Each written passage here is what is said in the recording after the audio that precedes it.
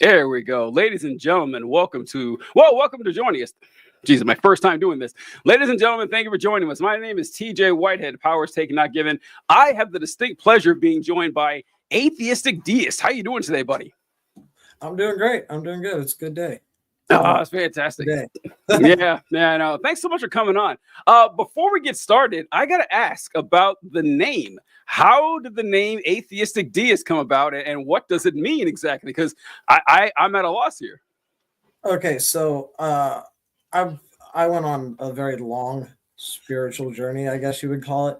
And I decided on the point where, like, I don't believe in a God, but the only one I view as even possible is a deistic God, like one that doesn't interact. Like anything beyond that, I don't even see as possible in any remote way. Just because of the universe. Yeah, I get it. I understand that. I won't tell my entire journey here since your interview and everything, but when I left my faith, I left Christianity behind because of the stuff that I learned and I studied, but I kind of still believed in a God. And I was kind of like that too. I said, well, I mean, I kind of did the look at the trees thing, like, oh, well, some of this had to come from somewhere, right? This didn't just pop into existence, and there's too much order, and why is there something rather than nothing? So I said that, okay, I believe that a God started this, but I don't think this God is knowable. I don't think this God answers prayers.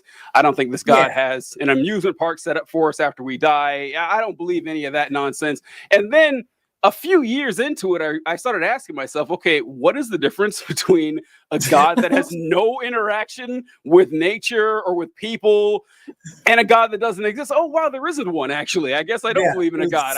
Right? So as far as our position, it's the same thing, right? Exactly, right. There's no discernible difference whatsoever. So, all right.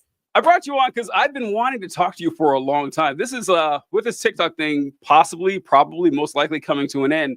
The thing I'm going to miss the most is the interactions that I get to have with some great people, some amazing content creators that I respect and admire. I'm not sure how long I've been following you, but it's been a while. But your stuff is always fantastic. It's really poignant and insightful. And you seem to be doing it. I don't know. Are you doing it like at work? Because like you said, I was like, this guy's like, I'm gonna go on a break here. I got a video to make. Because because I'm a kitchen manager, so most of the time at work, there's not a lot of talking. I just am listening to news through like podcasts or things like that. And then like the whole thing started as like me getting mad about something I heard while I was listening to work. And then while I was outside on my break, just complaining about it to my phone.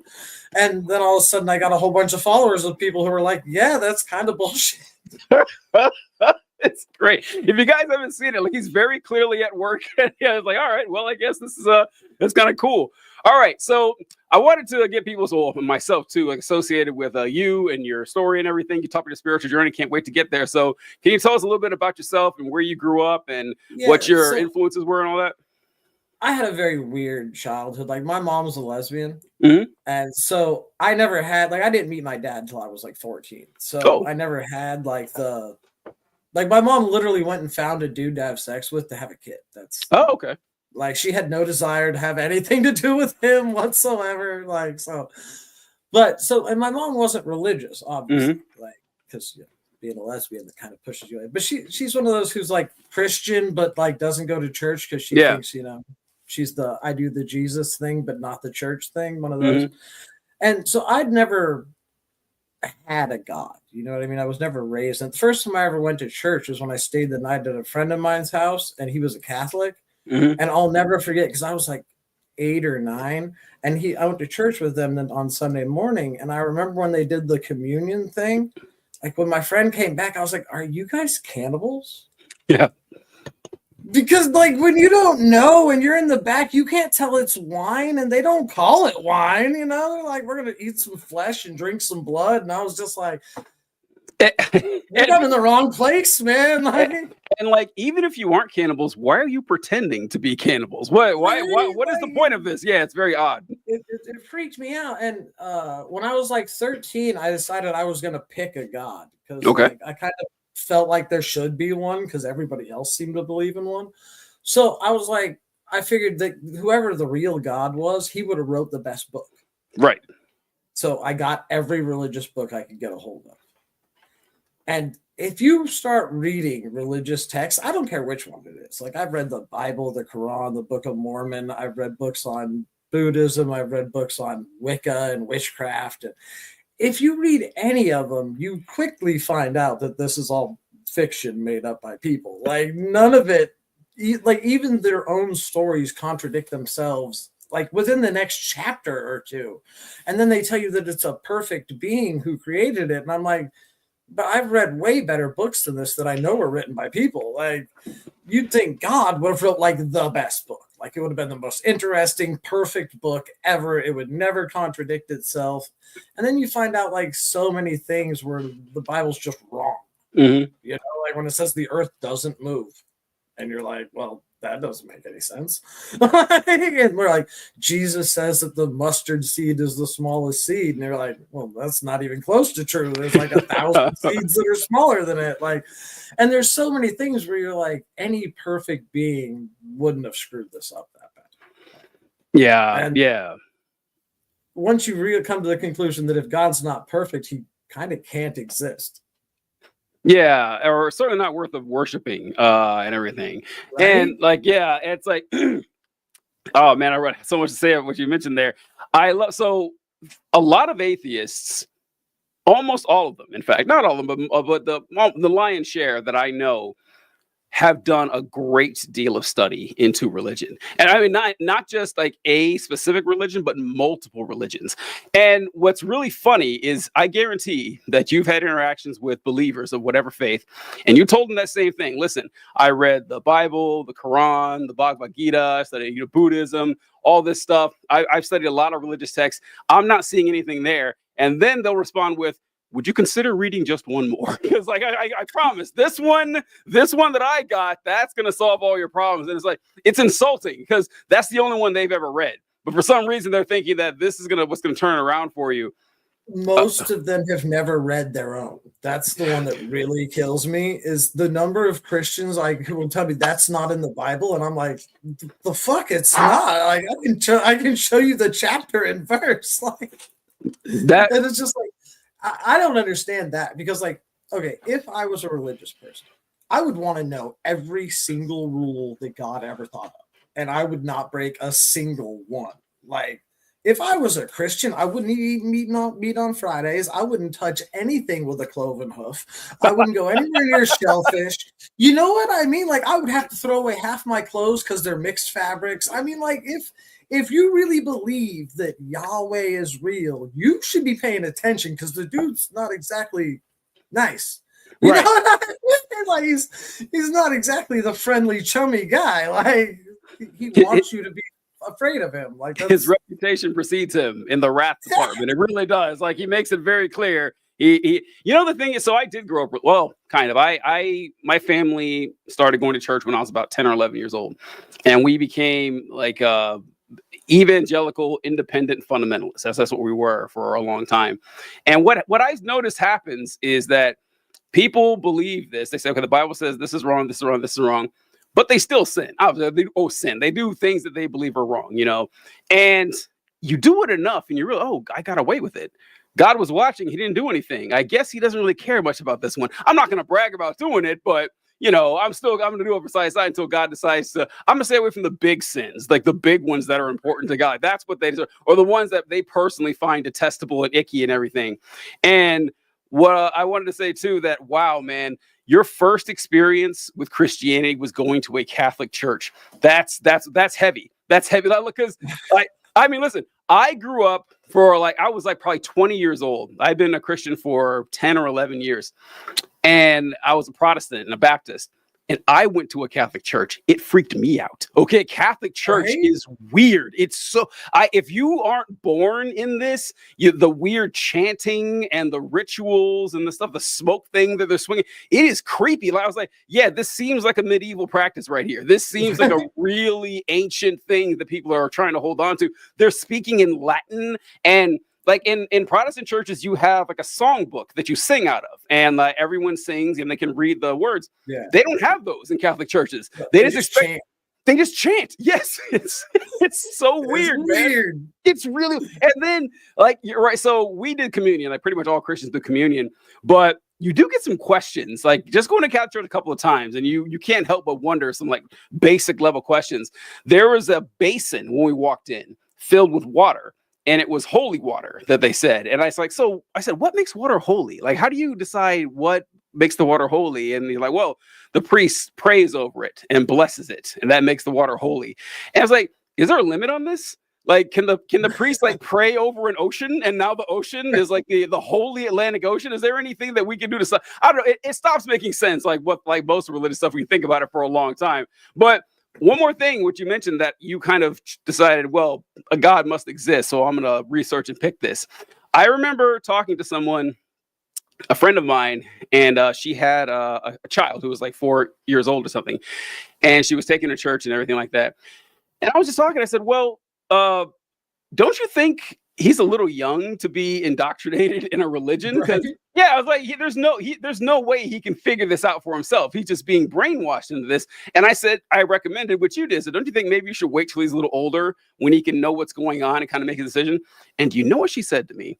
She said, no, I'm not going to do that, because I've seen when people do that, and they don't become believers at all when that happens. And I was like, yeah, that's kind of what does that tell you? Like, what does that tell you right there? I am 100% a firm believer that if you were introduced to religion after you stop believing in Santa Claus, you will be an atheist your whole life. Oh yeah. You couldn't be. Yeah. You'd think that. We'll get to that. So you would think that. Well, we will get to that, because Santa Claus is another one. Now look, I don't have any kids, but if I did, I wouldn't do the Santa charade. I wouldn't. I would not do it. I was like, okay, I'm glad not everyone agrees with me when I say this, because here's why. Because I'm one of the few people. I was poor as a kid. Mm-hmm. I mean, poor. Like, I was homeless when I was 8 years old because I got evicted. Like, I mean, my mom was a lesbian in the 80s. She lost her job because of that multiple times. I mean, I got kicked out of the Boy Scouts because my family didn't meet the family values of the Boy Scouts of America. Yeah, the 80s were fun, but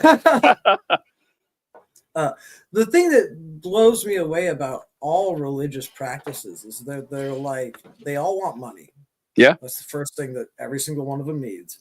And like, when you figure out that there's enough churches in America that if they all took in 2 homeless people, you'd run out of homeless people, and we'd still have 30,000 churches left. Yeah. And then they tell you that these people are like helping the world, and I'm like, how? I don't. The math just doesn't add up, in my opinion. Like, yeah, that. Oh, wait, sorry. So it's just because I was poor. The reason I hated Santa Claus, because I understood my mom was poor. Even when I was a very young kid, I got it. You know, we didn't have the nice cars, and But when I was a little kid, I could never figure out why Santa gave the rich kids better presents too. Yeah. Yeah, because when you're a little kid, you don't understand that, like, well, your mom's broke, so Santa's broke. You know what I mean? Like, and if I'd never been told that lie, because I'm like, I know that rich kid's a bigger piece of shit than I am. I've seen him be a bastard all year long, and then Santa got him a Super Nintendo. You know what I mean? And I got some socks. Yeah. That leads you to one of two. There's a great Calvin and Hobbes sketch where Calvin is talking about Santa Claus, and he says that Santa Claus is kind of creepy and he's spying on you all the time, and he's pretty vindictive by withholding presents from children, like the people who deserve to be punished the least, like they're innocent and stuff. And he says, I just don't know. I got a lot of doubts on this Santa thing. And Hobbes says, well, I think it's kind of like a religious deal. He goes, that's funny. I got the same questions about God too. I thought that was pretty good. It's a great observation right there. But no, it's true. So the Santa, I believed in Santa as a kid. I believed in Santa. And to an embarrassing extent, like, I believed in Santa long past the time when other kids stopped. I was like the last kid in my class to stop believing in Santa. And whenever the kids would say, look, Santa's not real, it's not going on, I defended it. You know why? I said, my parents wouldn't lie to me. They wouldn't do that. My parents are honest people. They love me. They care for me. They would not lie about the Santa thing. And then one day they sat, like, me and my brother sat us down and was like, yeah, look, Santa's not real. This is just the whole thing. Listen, devastated. I know it sounds stupid, but really, I didn't think my folks would lie about something like that, right? And so like, okay, and that kind of changed my mind in a lot of ways that I still remember. And I was like, I wouldn't do that to my kid. I wouldn't tell them this lie so I can derive pleasure in the cuteness of them believing in this magic. Right. Like, Christmas isn't any less fun because there's no Santa. I guarantee the food will taste just as good. They'll be just as happy to see the presents. The lights will be just as pretty. Like, you don't need, deceit on top of the Christmas spirit to make it work. I mean, do you enjoy Christmas? You listen out there. You guys enjoy Christmas? I'm sure you do. Do you believe in Santa? I hope not. And that's, right. I don't know. I just never liked that. But you're right, though, that if you get past that stage where because the questions are all the same that you have for like your God and you have for Santa. Calvin was absolutely right that, it's just like a ritual that keeps people together and they like celebrating, but there's no real substance to it, which makes it strange that people do. I guess we'll jump right to this since you mentioned it. I'll probably forget later in the show. But why do you think this country seems to be regressing? Because, I mean, if you would have asked me 10 years ago, I never would have dreamed that the Christian nationalists would start winning again. I thought for sure, I knew that I grew up around them. I knew they were loud, obnoxious, they were dedicated, like politically. I could get that. I could see a point where politically they start gaining ground, but they seem to be gaining ground religiously. Like you've seen the Gen Zers that are Deus Vult fascists now and Christ is king. What is happening? This is going to sound really dumb, but it's because atheists don't have church. Okay, so I don't know what it is, but something happens in the human brain when we sing together in communities. And I'm not even musically a person, but that chanting that the Catholics do or the singing that the Protestants do, something happens inside of our monkey brain that connects us with that group. And once that group decides to swing to the left or to the right, your brain has no control of it. You just go with your group. It's like your tribalism kicks in and very few people are able to separate themselves from that. And atheists don't have church. We don't have a place where we all get together and we all sing and we activate that tribal part of our brain and make us a collective. We go off to our little groups and we play D&D and we watch this. But those groups are groups of 10 people tops, where a church brings a community together and you control the narrative. And all those people go vote as a block. And atheists don't have church. It sucks because atheists need church. We need a place where we all get together and sing and dance and do stupid shit just to activate that part of our monkey brain. And that would fix the problem. But the problem is we don't have that collective with the atheists. Yeah. So about that, I agree 100% about the effectiveness of church and religion on community. I don't think there's anyone who could argue against this. And it does make sense to me. It does make sense. Well, believing in a deity and the afterlife and supernatural for a couple of reasons. First, we live in a dangerous, scary world. And it was a lot more dangerous and a lot more scary 100,000 years ago. You didn't know what the sun was. You didn't know where it went at night. You weren't guaranteed it was coming back in the morning. You didn't know what earthquakes were and where rain came from. I mean, the world would have been terrifying. And then you think about just the animals that were around, like saber-toothed tigers. And right. And you would, and if you traveled, you'd meet new terrifying animals that you've never seen, on TV or in a book. It would literally be like a Dungeons and Dragons game. I mean, it would. I'm sorry, but a woolly mammoth is the equivalent of any monster. I mean, it's a dragon. Yeah. Well, yeah. I mean, hell, animals we have today. I think about this sometimes with the Romans when the Carthaginians brought elephants there.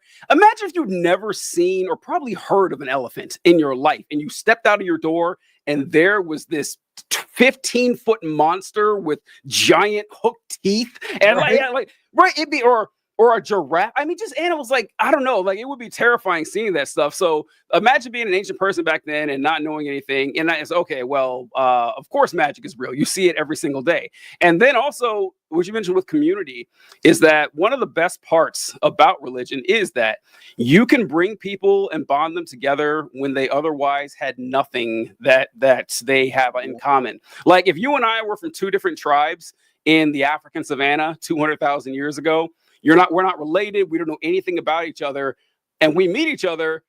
I'm gonna be suspicious. Like, who is this person? Is he out to steal my stuff? Is he about to, to hurt me? I don't know. But if we walk up and I say, oh, hey, my name's TJ and I worship the moon god, you're like, hey, I worship the moon god too. Now we're a family. Now we got something bonded. Yeah. And so now our atheist ancestors who are like, the moon god's nonsense, people who were just suspicious of him, right? They're like, oh no. So he was probably killed him. Yeah, right. And so he was less likely to survive. We're the descendants of those people who found that bond with community and with ritual. And I get it. Like, I get why that works. And I really wish there was something we had like that. I just don't know a way to replicate it. I don't. We've been looking for a long time, but there doesn't seem to be anything like it, Yeah, I always say that the same feeling that Christians get when they leave church is the same feeling that we get when we go to a rock concert. Mm-hmm. Oh yeah. The thing is you don't go to a rock concert every week. Yeah. Like that's a mass mind control. I imagine if you went and saw a band every week with all of your friends. Imagine how much control that band would have over you and your friends after 2 years. Mm-hmm. Mm-hmm. Like And the funny thing is, you mentioned that a lot of modern churches essentially are rock concerts. If you see that, you see, like they got the praise team and the worship guitar and the lights and all that. It's honestly, I find it kind of tawdry. I know. It's just I think that it's like, this isn't dignified at all. You're up here. I remember seeing a story of this church that they played Highway to Hell on stage or whatever, right? And I remember this is, as an atheist, I was like, that's offensive to me. This just shows me you're not actually. Yeah, it's like you're not really taking this seriously. I would like a little bit of ecclesiastical reverence for the fact that you're bowing before the Almighty God, not making a fucking joke about the highway to hell shit. Once again, I'm sure you'll agree with this, that I think atheists have a higher opinion of God than religious people do. I really do. No. I've said for years that if Jesus ever came back, more atheists would get in than religious people. Like, if you actually look at what he said, most of the atheists I know, give to charity, try to do things to help people. You know what I mean? And most Christians I know just don't. They consider giving to their church charity. But it's not. You're just buying the pasture a new BMW. You know what I mean? Are you a Star Trek fan by any chance? Have you ever seen? I'm a full-on Star Trek. Oh, so this will go right. This will be right up your alley. It's kind of like giving money to your church is kind of like, why does God need a spaceship territory? It's like, why would God need money at all? It's a little bit beneath him to be using man-made currency when he's the omnipotent creator of the universe. I don't really understand that. But yeah, but the difference is, where I think I diverge from you a tiny bit, is that the people that I'm seeing, I guess I was referencing, aren't like church going people. Like the people that you see online, especially the younger people, they're not flooding churches or anything. They're being caught into this rabid fascist, Knights Templar LARPing bullshit of accepting God. And I don't think they're going to church very often. I just think that they're kind of putting this on as a suit. Oh, this is the tribe that I'm in. I'm in the Christian tribe, because church attendance is not sparking through the air. It's just they're adopting it. You know what? It's kind of like evangelical Christian. I saw a cool article on this last year. It's more of a voting block than it is a religion now, because a lot of them aren't going to church at all. They just identify with the pageantry and stagecraft associated with this certain religious block. Have you noticed this? Oh yeah, well, that's just fascism. I mean, as the material conditions get worse, they're going to look for out groups to point the finger at. And one of the ways to say you're the in group right now is to call yourself Christian. Yeah. And there's a lot of people, I really wish we did a better job of teaching about Germany right before the Nazis. Oh, good point. Not Good so point. much the war, because when you look at the material conditions that the German people were going through, the similarities to America right now are terrifying. And I mean, they're going to come up with scapegoats. They're already doing it with the immigrants, but they won't stop there, because what fascists never realize is it's like the Nazis didn't start out with going for all of the people. You know, they started out with people who were disabled, and then they went for, you know, people who were outspoken communists, and then they went for Jewish people, but they never stopped. Like by the end, they wanted only blonde hair and blue eyes. And then next after that, it would have been only straight people, straight hair, and cut to a certain length. And you got to be at least 5'10". And like, they will always continue to push for a smaller in group and a more out groups. That way they can continue to oppress people. Yeah, it sucks. You guys may have heard a famous poem about this very same thing. It's just a step-by-step to your thing where it doesn't end. And that's what's kind of, I bring this up because so a lot of times people talk about the racism element of it. And and now it is true, the United States is unique. Like, the one reason, like, as bad as a lot of Western Europe is, they do have a lot more social programs, like strong social safety nets, in the United States, like highly more efficient than the United States.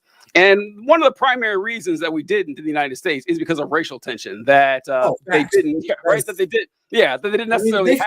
White people filled in their public pools because they'd rather not swim than swim with black people. Man, fuck those people. But like, that's the reason we don't have free college anymore. That's the reason we don't have free education, is because the people in charge are all racist. Yep. Right? And it was an easy way for the capitalist class to turn the working class against each other. Like, I always point out how odd it is in the United States, and like the mind of a person living in America, that if you watch an old movie sometime, this fascinated me as a kid, where you'll see white people racist against other white people. Like, it was like, I would date her, but she's Polish, and you know how my mom feels about Polish folks. You're like, what? That was the Irish. The Irish, like the Irish weren't considered white. Italians, which probably surprises people when they hear that. Like, they weren't. If you read Ben Franklin's writings back in the 1780s or something like that. Oh, Ben Franklin didn't think German people were white. So Ben Franklin, so what he's referencing there, you read my mind. Ben Franklin, there's like this treatise he wrote about the United States. Now, he just assumed that this is going to be a white country. He's like, this is going to be a country for white people. And he said, I think, and it was funny reading the people that Ben Franklin considered white. He didn't consider Irish people white, Swedish people white, French people. The only people Ben Franklin said were white people were British people and Northern Germans, specifically Northern Germans. And the only reason he added Northern Germans is because everyone knows that the British people descended from the Anglo-Saxons, which from Northern Germany. So he had no choice, right? He was kind of forced to bring them in as a white folk. But seeing that the split in the United States is pretty powerful. But fascism, like you said, it doesn't stop there. It never does. Because people think that if we didn't have the racial problems, fascism would go away. Well, no, because they have it in Europe.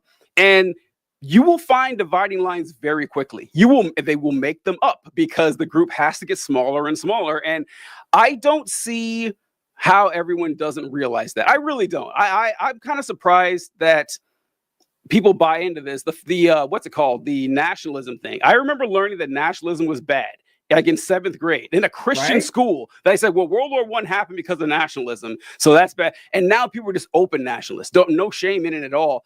I don't know what to do about this. The thing that's changed that blows me away is, like, Trump is actively talking about just like taking over countries, and there's not even like a semblance. Like, even Putin said he was doing it to like denazify Ukraine. But there's not even like a semblance of a good reason. It's just, no, we want their shit and we're gonna go take it. And I'm like this is like 1400s level of like evil conquering colonization. You know what I mean? Like, even Putin like came up with a bullshit reason. You know what I mean? Like, but Trump's not even attempting to. He's literally saying we're just going to take it because we want it for the resources. And that's just wild to me. I never thought I'd see that. Yeah, man, it feels like a dream. It feels like a weird dream because, look, it was not past my imagination that the United States could be taken over by a fascist ideology and a dictator or someone who just had expansionist and violence in their mind.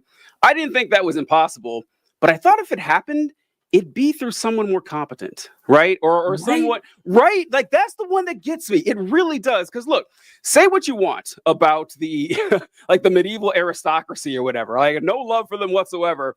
But aristocracy, it means rule by the excellent for a reason. Because like, look, at some point, one of these guys had to grab a sword, hop on a horse, convince his allies to join him, conquer his enemy, establish a government, build roads, aqueducts, right? Like church, like That's why I always make the argument that if you're okay with like people leaving billions of dollars to their children, then you were really fine with the kings leaving their stuff to princes. Because you're like, well, they worked for it. I'm like, well, I guarantee the first king had to work his ass off exactly to conquer all that crap. Yes.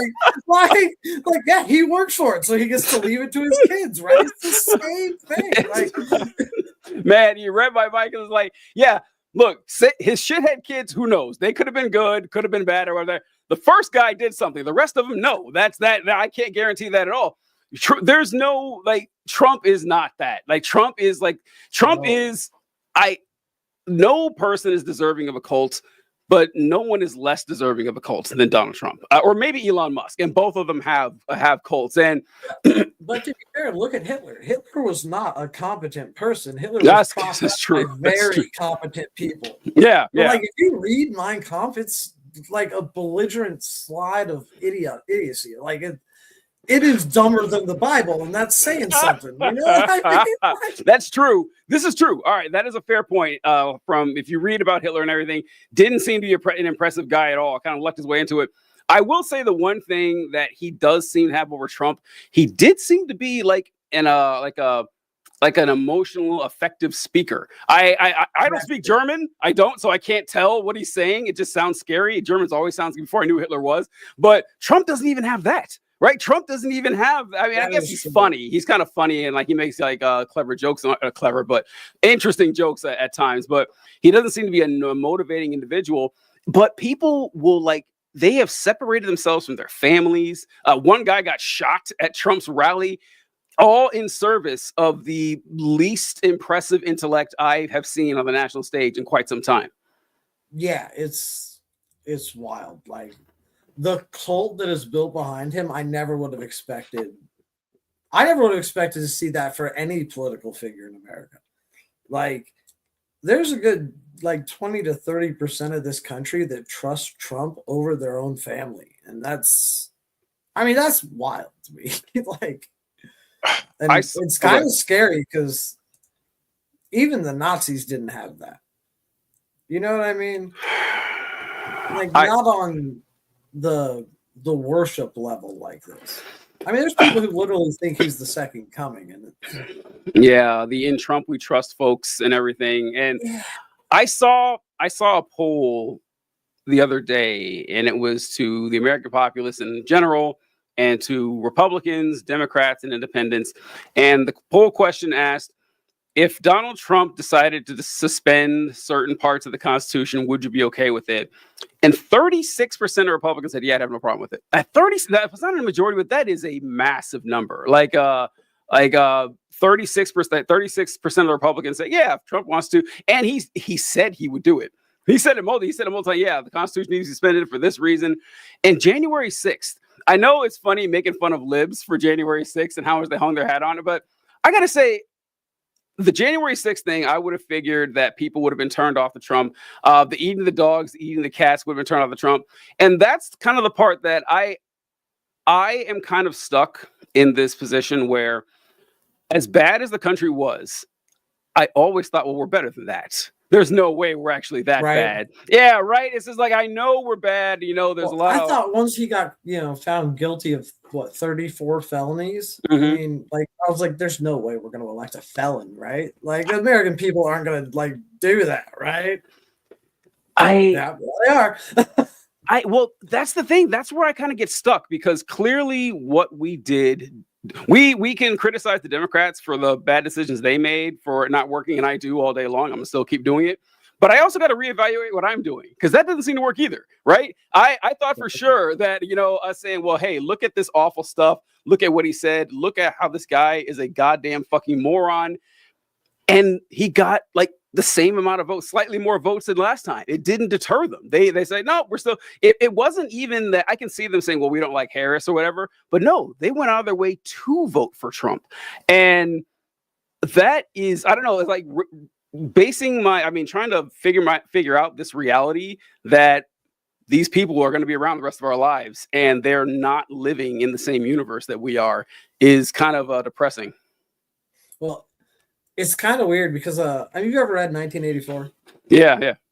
Okay, so one of the things that I didn't really believe was going to happen is how in 1984 no one believes anything. Oh yeah, because they know everything's subject to change at any minute. Everything's subject to, and you have to go with whatever the party says. So no one believes anything. And I thought we'd never reach that, but it's like, our news media really fucked us, because our news media all got caught lying. All of them. I don't care. CNN, ABC, NBC News, they've all been caught lying repeatedly. Yeah. And now it's to the point where you can't trust any of it. And if you can't trust your news, then people go anywhere. And that's why we have so many flat earthers now. Well, the government lied about this, so why aren't they lying about the world being round? And, there's like so many of those conspiracies are allowed to flourish because, the fact of the matter is a lot of conspiracies have turned out to be true. Yeah. Like anybody who looks into it is pretty sure that, the CIA was involved in MLK and Kennedy's death and Malcolm X. Like all the evidence just points to that, and the fact that those are still classified documents, 60 years later? I know. Yeah. So there's a lot of things where you're like, well, we know the government lied about this and this and this, and then that makes it to the point where the news media all lied to everybody, so you can't trust anything. And then it's like, I can't really get mad at people for not wanting to spend hours trying to verify if something is true. So then you kind of pick the bias you like and go with it. That's a good point. That's true. Because I wasn't with you till the end right there, until the very end. I kind of was, because you're right. Like when people talk about conspiracy theories, one thing that I always acquiesce like right away that, yeah, it turns out that a lot of conspiracy theories were, a good number of them were true. Like the CIA did try to create a mind control drug with MK Ultra. They did. That absolutely happened. It didn't work well, as far as we know. That's what so it's like, I love that one, because like if it worked, we'd never know. Actually, we go to the mind control all the time.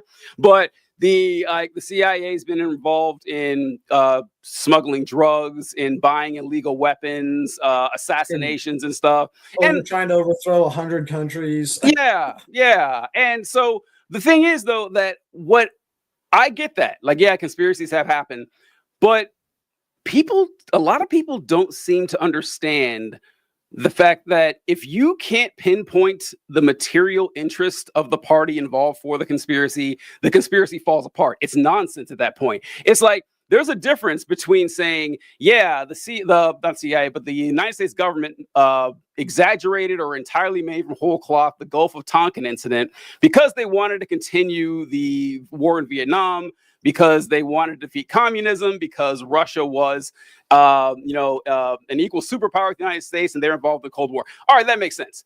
Right. The government is run by reptiles. Doesn't make sense. Like there's nowhere to go from there. There's no there. They're lying about the shape of the earth to keep you from God. No, that doesn't make any sense. It's like that's why I get frustrated with that when there's no substance to the conspiracy. That just because conspiracies happen, that doesn't mean every conspiracy is real. But what you just said right there is that people aren't going to spend hours looking into this. You're right. You're right. You're right. They're just not. They're going to say, oh, that sounds cool and interesting, and listen to Joe Rogan a couple times. Let's talk about Joe Rogan, actually. Did you ever listen to Joe Rogan in the past? Like 5-10 years ago? Like way before the Spotify, way before any of that. Like he used to be kind of a leftist. I didn't even know him as a leftist back in the day. I just thought it was an interesting show and it was entertaining. And I'm a dude like the rest of them, right? I have the same foibles and the same interests and all that. I was like, oh, this is a 3-hour conversation. They crack wise, they tell jokes, they talk about interesting topics, and it was interesting to me. But man, COVID seemed to have cooked his brain to the extent where, it's just a Nazi show now. That's all it is, right? Yeah, it's insane. And he also went way too far down the conspiracy rabbit hole himself. Like that Graham Hancock guy drives me so insane. And like, just tell them who Graham Hancock is. Oh yeah, go ahead. Tell them who he is. It's just okay. So Graham Hancock is this moron who just looks at stuff and ignores all of the scientific evidence that proves he's completely wrong, and then just lies. He'll straight be like, this is diorite, the hardest stone ever, and then it crumbles in his hand because it's fucking sandstone.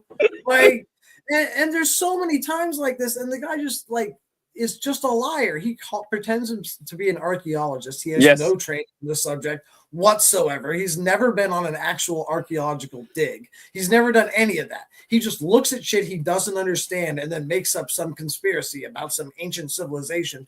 And all of it, I am convinced, is based in racism. All of it. All the ancient alien crap, the ancient civilization crap. It's always these black people could not have made this. They must have had aliens. Yeah. It's like, no, because they never say it about like the Colosseum or anything that white people made. It's always somebody in South America or someplace in Africa or Peru. And it's all racism. I'm sorry. You cannot convince me that at the core of it all, it's all white people not wanting to believe that people of color did cool shit. Yeah. That's the whole thing. I swear to God. Graham Hancock, but he does feed into that mindset where they're like, well, sure, he might sound crazy, but they said that about the people who claimed, or about when they talk about the Tuskegee experiments or whatever, were they crazy too? Right. And that they can just pivot right to that, like, going off of that. The Graham Hancock thing, I remember a friend of mine was telling me that he was listening to Joe Rogan, which even back then I was like, uh-oh, what happened here? This could be something good. This could be something insane. It was insane. And he mentioned Graham Hancock was on the show. And he talked about this statue. I can't remember where it was, but the statue was like, 10,000 years old or whatever. And on the statue, they found these burn marks. And he said that the burn marks on the statue are consistent with a burn mark from a nuclear explosion. Like they dug this 10,000 statue from 100 feet underground. It's never been exposed to any modern nuclear explosion. So that's kind of fascinating. I said, really? He goes, well, it's consistent to either a nuclear explosion or a volcanic eruption. I was like, that's which one do you think it is? Just take a wild guess what I'm gonna say. And he started laughing up which one that's gonna be. But that's easy to do, right? And these folks, because they don't pay attention. The cool, interesting, fantastical part where the aliens came down. We've traveled from 10 trillion miles away. Now stack these bricks in a triangle. That's what we're gonna do. Like that's that. Go ahead. Say that's the other thing too, is they act like the Pyramid of Giza. The Pyramid of Giza is cool. I mean, so cool. But it is one of the most inefficiently built buildings in the history of mankind. Like when you think about how much material was used to create how much actual usable space, it is a huge waste of time. Like you would only do that for a god.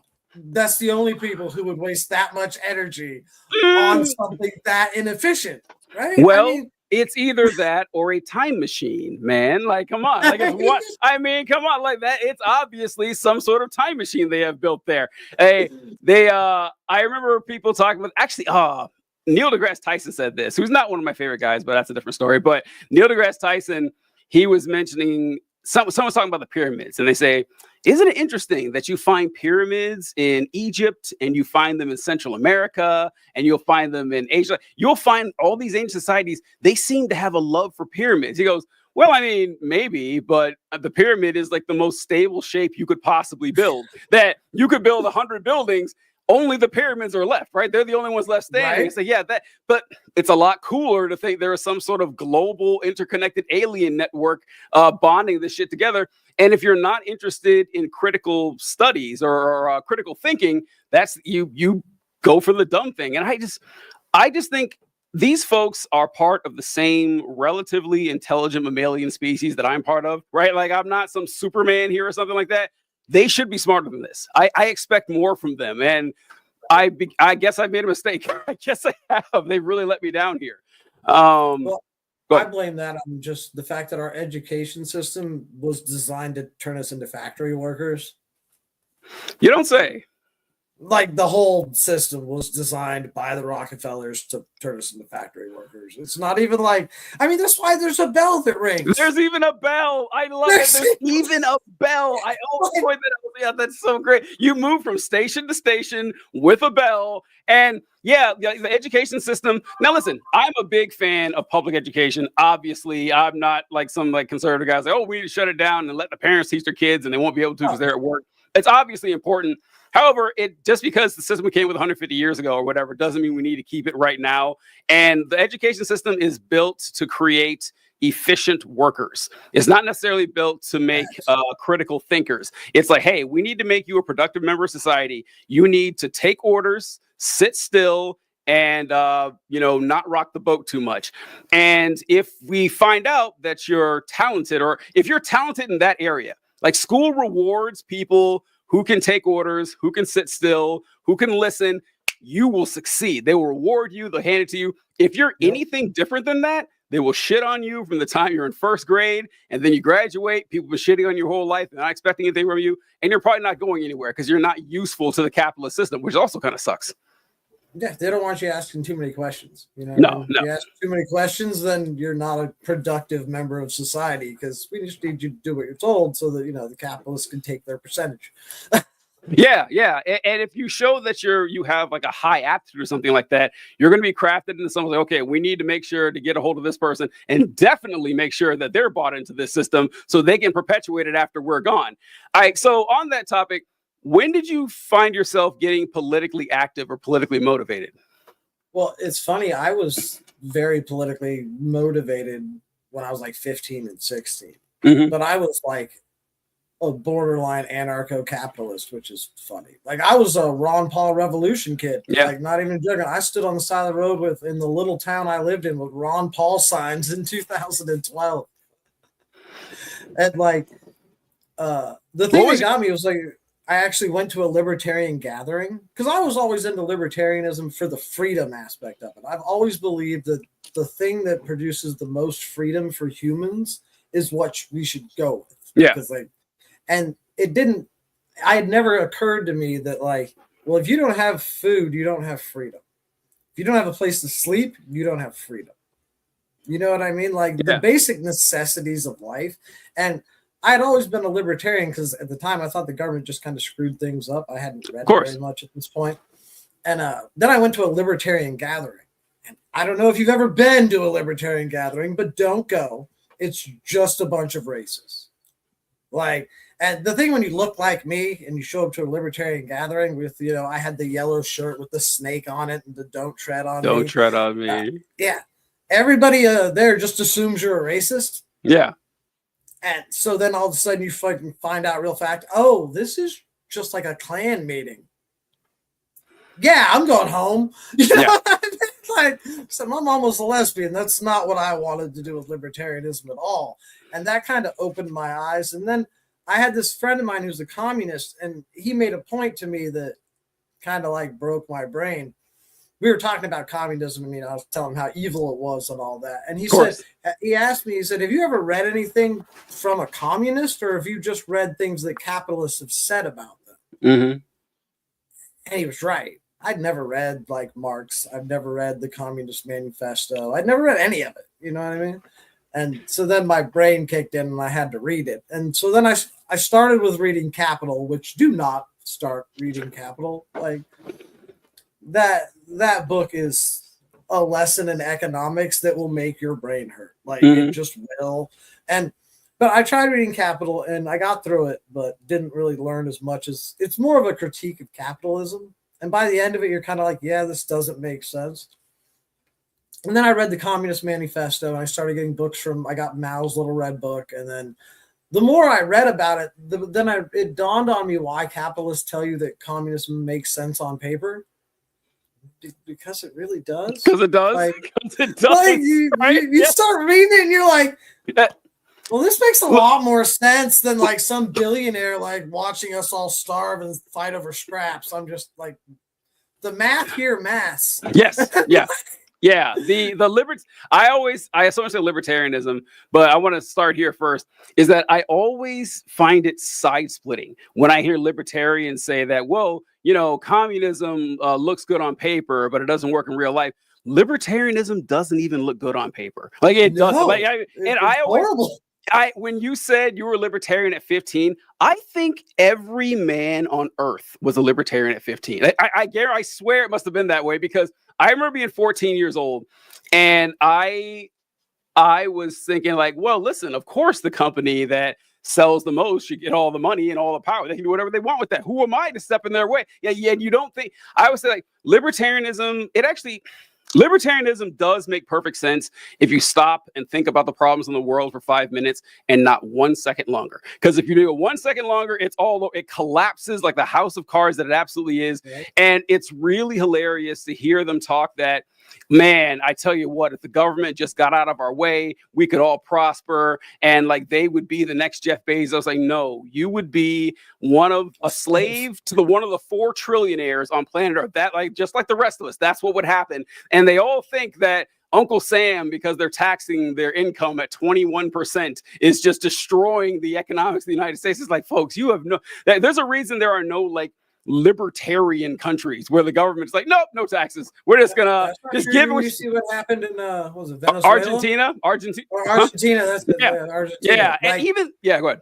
And they're 70% poverty now? It's just like it's a system that will like juice gains for 10 minutes and then fall on its face. It's why nobody does it. It's not because God is against them, or something like that. So also with the libertarians and the racism thing, I always joke like, you don't see a lot of Black libertarians, female libertarians, libertarians with physical disabilities. You don't see that. You don't see it for very good reasons, because if you grow up in any type of marginalized group, you realize precarity of your life right away. And there's someone I followed on TikTok, Sydney Says Things. She had a great quote about this. Is like, if every CEO was a Black woman, there would be no libertarians. They wouldn't happen. They'd be like, oh no, there's a problem here. The government needs to step in and do something, kind of like they do with whenever they can't make racial slurs or say the R word on social media apps. They complain that their free speech is violated to the government, as if that has anything to do with the First Amendment at all.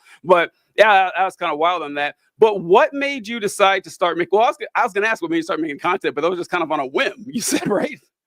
Yeah, I was literally like I can't even remember what the first thing that I got that pissed me off was, but then I was like, I've been watching TikTok and I was like, you know what, I'm gonna make a video and just like complain about this.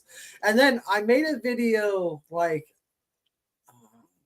right after the end of the pandemic where I just said something about, isn't it crazy how like all the people who had to work during the pandemic, none of them made more than $100,000 a year. You know what I mean? Like, most of the people who are necessary for like our day-to-day survival in this society make like less than $20 an hour. Yeah. That was the first video I ever had that like it went nuts. It got like 6 million views. And that's probably where half my subscribers came from. That is kind of like one of the, there's so many just like conflicting, or not self, but contradictions in the way capitalism is presented to people, and even in how we sell the propaganda. Because what they tell you is that if you work hard, you're going to be successful. If you work really hard and you're smart, you're going to be rich and everything. And I don't know about you guys, but the more money I make, the less I work. Guaranteed. Like that. It has been like that my entire every step of the way. I go, oh, here's your raise. I'm working a little bit less. Honestly, the work might be different. It might be. It's not like it's easy, but the hardest people. Like I worked at a Tyson factory when I was really young. When I was like 20 years old or something like that, and there was this Mexican immigrant there named Ezekiel. I always said that my dad was the hardest worker I've ever met in my life. He's actually number 2 now. After meeting Ezekiel worked every fucking day. He worked whenever they would offer golden time, like work on a Sunday, I never saw him turn down a Sunday. This guy would work 15 days in a row, 20 days in a row, and for shit pay. And he was never getting anywhere. He barely spoke English at all. That was pretty much as high as he was ever going to get, just because he was limited by language and skill and everything. Still the hardest worker I never met. So, I mean, you think that the Kardashians are the hardest workers in the country with their billions of dollars. This isn't true. Like, that there's no direct correlation between how hard you work and how much money you get. It's how much you can screw people. That's what gets you the most money. And people realize that pretty early, but they still like, yeah, but it's better than socialism, right? Haven't you seen that you can only buy one kind of soup and it's socialism or something like that? It's just, it's nonsense. Even though now, if you go to the store, like everything in the store is owned by 3 companies. I love that chart. If you guys haven't seen that, you can pull up a chart for the companies that are in your grocery store. He's not joking. It's like 6 companies have like 85% of the groceries. Stuff that you wouldn't even guess is the same. Like I think Pepsi owns Gatorade or something. So they're like, I'm not supporting Pepsi for whatever. Go ahead. And the one that'll really break your brain is if you look into the shareholders, like BlackRock and Vanguard and Save Street own Coke and Pepsi. I didn't know that. I didn't know Coke and Pepsi were the same people. I didn't know that. That's news to me. Guys. It's just like, so you own both, and what's really messed up is that the biggest shareholder in BlackRock is Vanguard, and the biggest shareholder in Vanguard is BlackRock. Yeah. How the fuck does that even work? It's you guys just making crap up at this point. Yeah, I know. The system is just so detrimental to our success and our survival, and for the people that people will complain. I'm sure you've seen this. People will complain about socialism when they're talking about capitalism the entire time. And I've tried to talk to people about this. Like, you ever talk to someone, you work in the food service industry, you said, right? Is that what you said? Yeah. You ever talk? Yeah, Oh, yeah. So I would talk to people like at bars or something. And this was great when I would go out drinking and find old people because they're fun to talk to about this kind of stuff. And I would go through and say, listen, I'm a socialist I think that workers should have a say in how their businesses run. I don't think it's fair that one person or a tiny group of people can just uproot like a factory and rob people, thousands of people of their livelihoods. They can shut down the economy for that entire region because they've made 1,000 people unemployed or something like that. Move their company to Bangladesh just so they can make a quick buck and just destroy the entire Rust Belt, basically. I don't think that should happen. I think that if they want to move, the people need to say, okay, you have our permission to do so. And they're not going to say that. And like, oh, yeah, that does make sense. And you could just do policy after policy. And they're like, okay, all right, I like what you're saying. But did you hear there's a man in a dress at my local library? And like my conservative representative, Chud Truckley, he says he's going to put a stop to this. And it's like, all right, man, what really matters to you here? Like what are you really interested in? Why do you care? I don't know. I don't know what to do about that.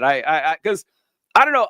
My methods I've found it works personally, whatever, but it's not working on a national level. And I think there's a lot we can do to change our language. Have you talked about this, about how a lot of lefty language is like unnecessarily academic and sanctimonious? I've stopped mentioning socialism at all. If I'm talking to someone who isn't like in my club, basically, I just advocate for worker co-ops.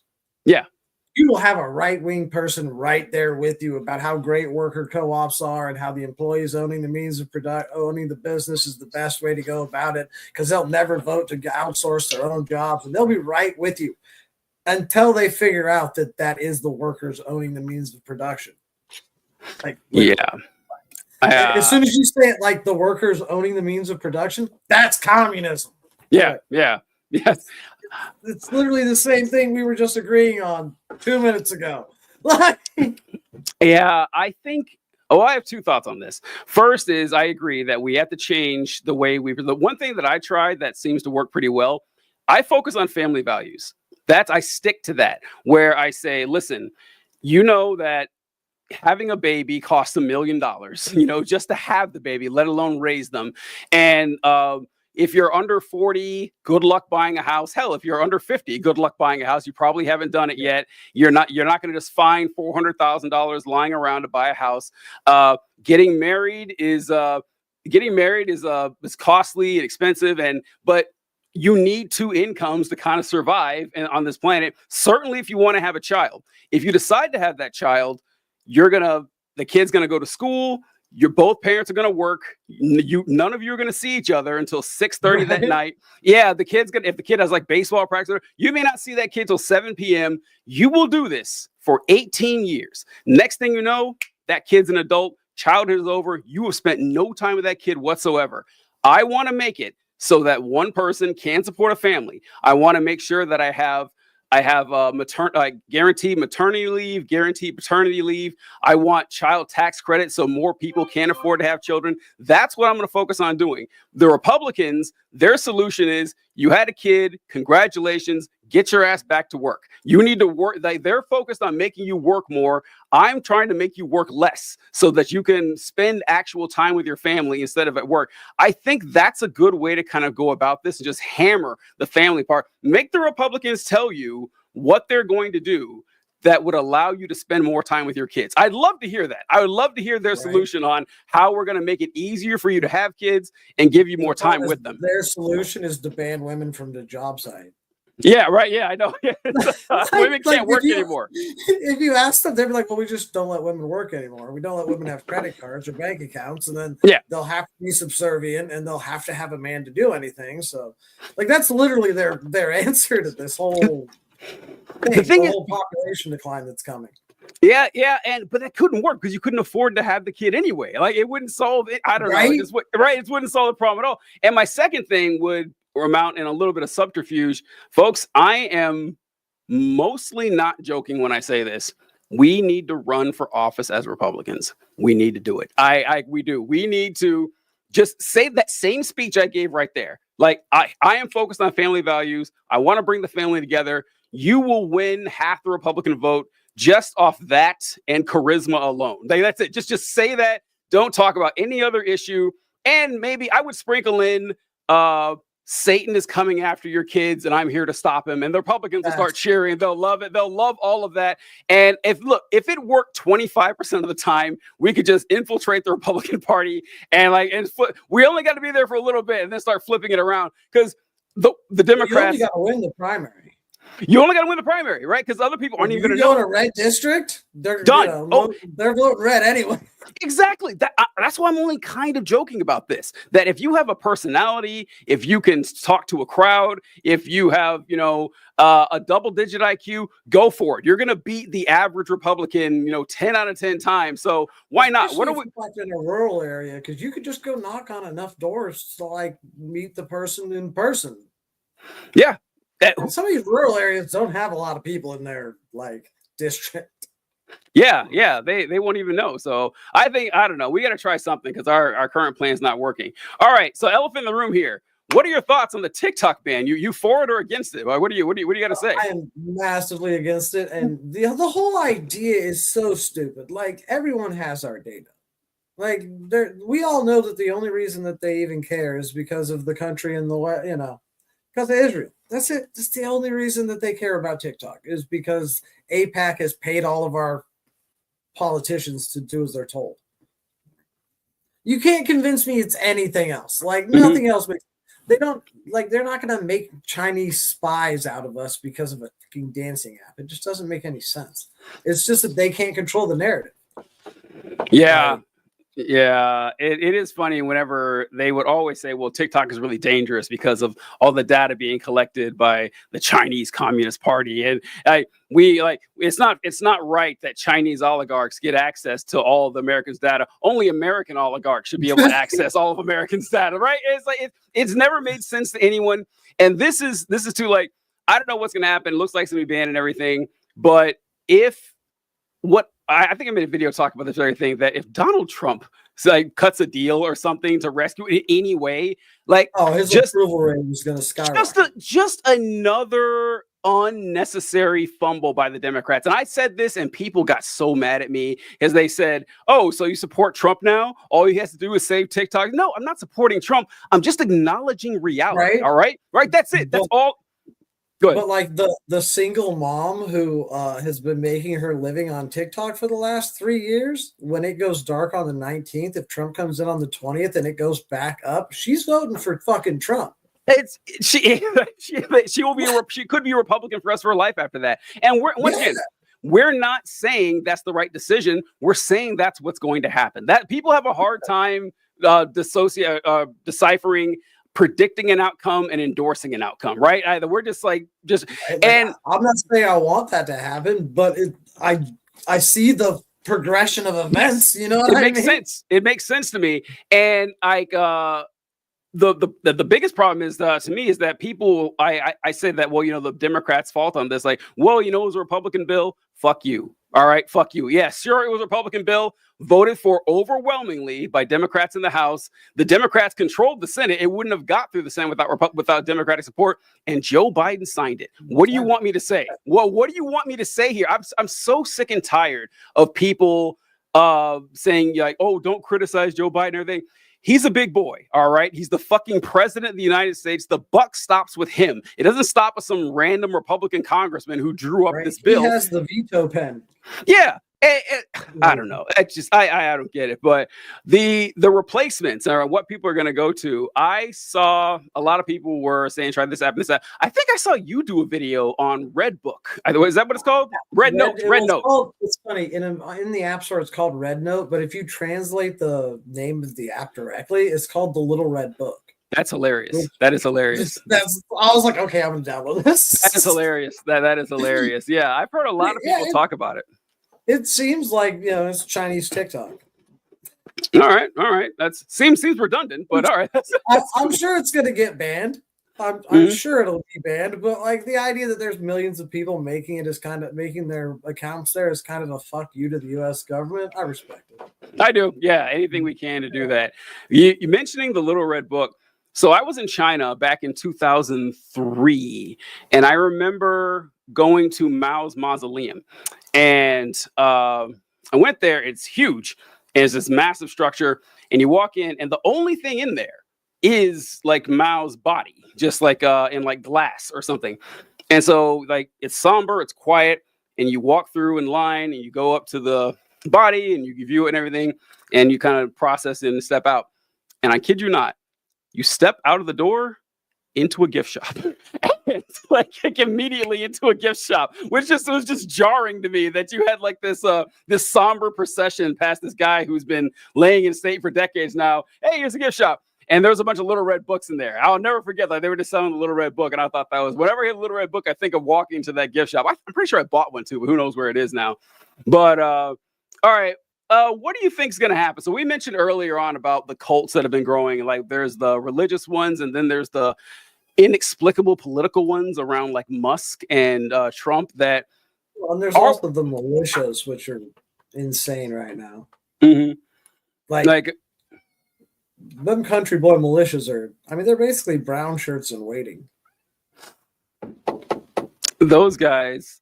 Wait, I don't know if you're comfortable saying what state you live in, but I'm in North Carolina.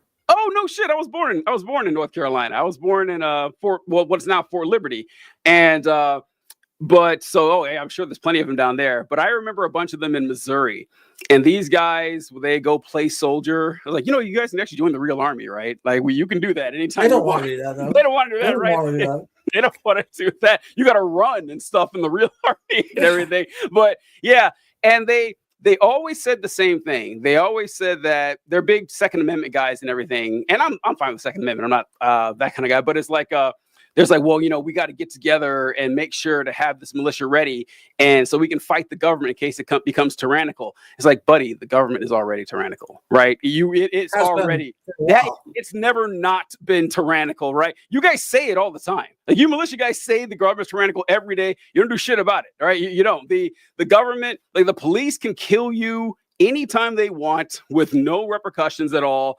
The corporations are slowly, they're feeding you microplastics, slowly turning your kids into styrofoam, and you're not doing anything about that. There's 800 military bases where we extract resources and impose American will at the point of a gun. You're not doing a goddamn thing about it. I don't think you're really serious about stopping this tyrannical government. Sorry, what were you going to say? Well, my thing is whenever I hear somebody whenever I hear somebody even on the left talking about wanting to throw a revolution, I always want to ask them, okay, who are we going to shoot? Mm-hmm. Good question. Because none of them have an answer. Like none of them, like where are we showing up at? Who are we going to war with? Like the U.S. military? That seems stupid. And they're just following orders. Like, not only do I think we're losing that fight, but they're not the people who are in charge. Like, this is true. Like, I am as big into leftism as anybody. But the plan needs to make sense. The plan needs to make sense. And like I'm sure you've seen the post, it's like, my politics are not voting like you idiots. My politics is firebombing a Walmart, and then they don't firebomb the Walmart. And there's a reason you don't, because just like we do, it's not going to work. That's not how this problem gets solved. First, let's say it did work. Let's say it magically did work. You would create a power vacuum like the planet has never seen. Like, the world would get infinitely worse. Like, if the United States of America just disappeared, the infrastructure around it and the supply lines, the guarding like the coastal trade and everything, it'd all fall apart. People wouldn't get medicine. They wouldn't get food. It'd be mass starvation and famine and death around the entire planet, because you're not building a new government. Also, you wouldn't get that far, because people like to say that, well, the U.S. military is no guarantee they beat some militia because they lost to the, Vietnamese rice farmers and everything, as if there's any comparison to like traveling around the world to fight someone and fighting in your own backyard. Because it's like, I always have to point people out that the Vietnam War was not meant to be won. Mm-hmm. Desert Storm was not meant to be won. Afghanistan was not meant to be won. These wars were meant to be maintained for the military-industrial complex. Mm-hmm, mm-hmm. That's all they're for. They are all to make more money for the people who make the bombs. Yeah, like, If the United States had wanted to just win a war against Vietnam, we would have just carpet bombed the entire capital. Well, we never did that. Because like, as we found out in Iraq, I think better than anything else, we're not really interested in building something new there. That would take work. That would take a lot of work. We don't want anything to do with that. Right? Yeah. We want instability. Yeah, we'll keep this ball rolling and everything. And if you win against it, like they say, well, first I asked them, how much fresh water you got, buddy? How much fresh water you got stored away? Because all they're gonna do is cut off your water supply. You're done. Like, how much do you have to say? How long could you wait them out? And if you're gonna go live in the woods or something, oh yeah, you mean the same woods that park rangers have mapped and surveyed for 200 years now, so they know all the routes around it? Like, well, you think you're gonna trick these people? I don't know. You got to live in reality here. Which I guess I'll leave you with this last question here. What I was only kind of joking about the running as a Republican thing. I mean, I'm still thinking about it, but like, what do you think we should do? Like, because the Democrats don't seem to be up to the task. They just don't, as we found out. So where do we go from here? I would love to say that we should all vote third party, but the fact of the matter is that you're just going to lose. You're going to lose every time. What we really need to do is we all need to run for office. Mm-hmm. We need to take over the Democratic Party the same way that the Trumpers took over the Republican Party. Yep. You've got to remember, 5 years ago, just 5 years ago, half the Republican Party hated Trump. Yeah.